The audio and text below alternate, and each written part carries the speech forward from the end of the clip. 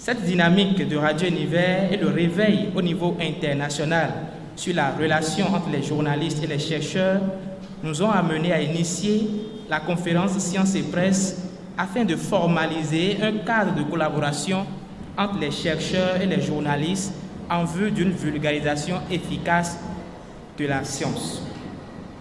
Ce projet vise à créer un cadre de concertation entre les chercheurs et les journalistes en vue d'une forte croissance de la promotion des sciences par les médias.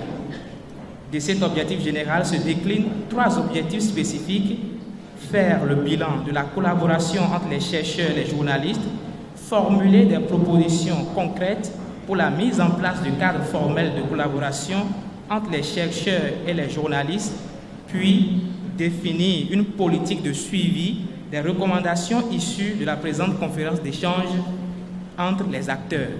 C'est une très belle initiative que moi je salue d'ailleurs au passage, déjà en ma qualité de journaliste et ensuite de présidente par intérim de l'Union des professionnels des médias du Bénin. Parce que nous avons besoin d'accompagner les chercheurs dans le travail qu'ils font et eux aussi ils ont besoin de nous. Donc c'est un partenariat gagnant-gagnant. Il y a énormément de choses qui se font par les chercheurs. Malheureusement, les résultats de ces travaux de recherche-là sont quelquefois fermés dans les tiroirs ou alors se limitent juste à l'espace de la science, alors que les populations ont besoin de savoir, le commun des mortels, le citoyen lambda a besoin d'être informé et donc c'est le moment de créer véritablement cette relation et cette collaboration entre les médias et les chercheurs puisqu'ils sont là, ils adhèrent à l'initiative parce que le vrai problème qu'on a parfois avec eux, c'est des questions de disponibilité.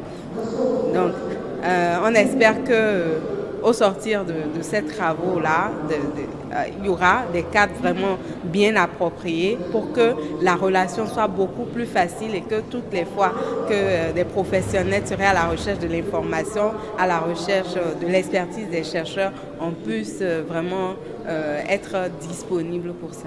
C'est une très très bonne chose, dans la mesure où vous ne pouvez absolument rien faire de vraiment valable, utile à la société si ce n'est pas connu. Et qui va faire connaître cela? Le chercheur lui-même, quand il a fini de faire son travail dans son laboratoire, il a eu des résultats, il dispose de quoi? De quel organe? Pour que justement, que ça soit connu. Connu par qui? Connu d'abord par ceux qui doivent pouvoir opérationnaliser les résultats qu'il a pu trouver. Connu par qui? Ce qu'on appelle les développeurs. Ce sont eux qui doivent pouvoir opérationnaliser les résultats de recherche. Connu par qui? Par ceux-là qu'on appelle les décideurs. Parce que le décideur n'a pas la science infuse. Il faut qu'il soit éclairé par quelqu'un. Qui va l'éclairer? C'est le chercheur.